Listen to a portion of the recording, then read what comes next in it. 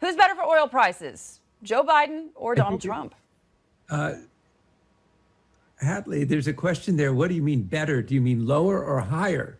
Because, of course, for many Americans, lower is better. For this part of the world. Yeah. Well, I think that the difference is what we saw last April, that it was the big, what I call them in the new map, the big three of world oil, the United States stepping forward to broker the deal between Saudi Arabia and Russia.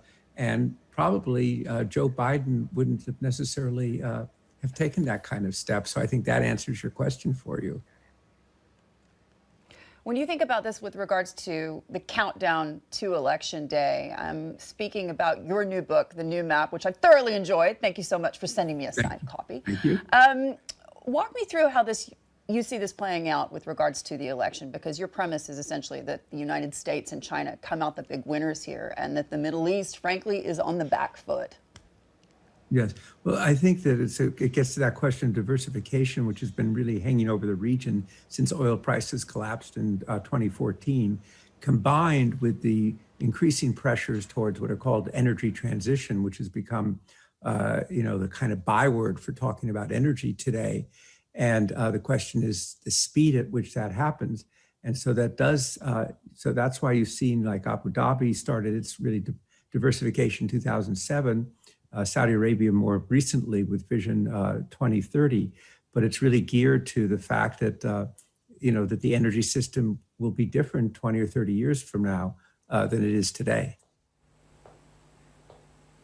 Hi, Dan. It's Dan here in Dubai. Also wanted to jump in with a question with regards to the election outlook in the United States, because there are analysts out there like Goldman Sachs who say that a Biden presidency could be a positive catalyst for oil here. Actually, they were out with a note just recently.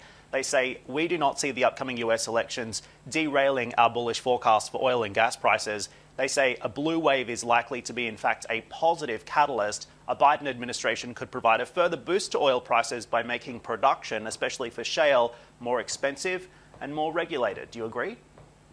Well, I think it's certainly true that it will be more regulated. We've seen an evolution in the policy of the Democrats on shale since the primaries, where the general cry was ban fracking.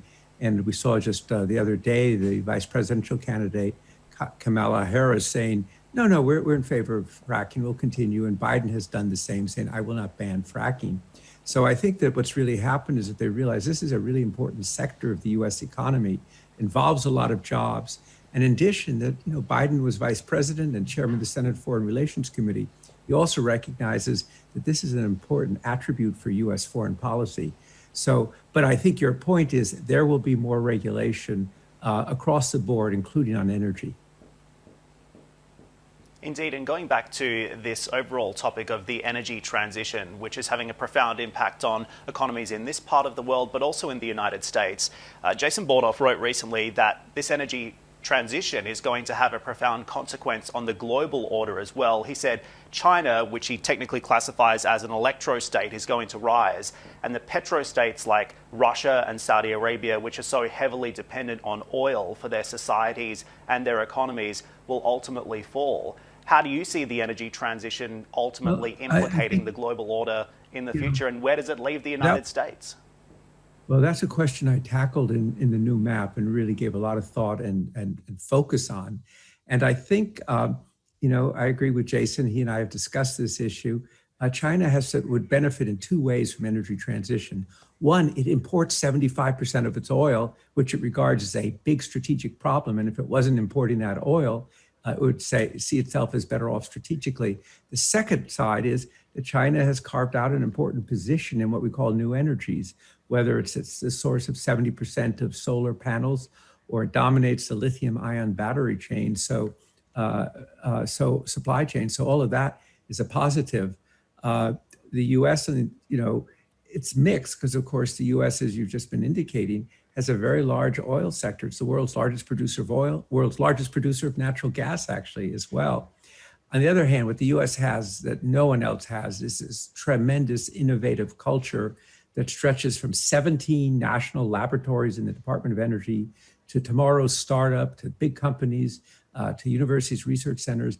And I think we'll see a lot of innovation on that side, which will kind of bolster the U.S. culture just encourages people are willing to try things, and it's okay to fail and start again.